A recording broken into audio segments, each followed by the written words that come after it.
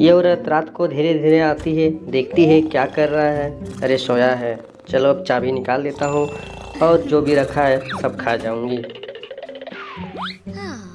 फिर देखता है एक पोंछा करने वाला लाठी लेके आता है और लाठी से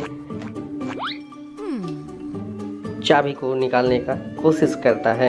आगे क्या हुआ जानने के लिए चैनल को सब्सक्राइब जरूर कर लीजिएगा और साथ ही साथ एक प्यारा सा कमेंट भी कर दीजिएगा और लाइक भी कर लीजिएगा।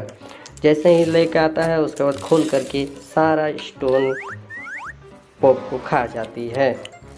अगर आप अपना फैमिली से प्यार करते हैं तो चैनल को सब्सक्राइब के साथ साथ एक प्यारा सा कमेंट के साथ लाइक भी ज़रूर कर लीजिएगा।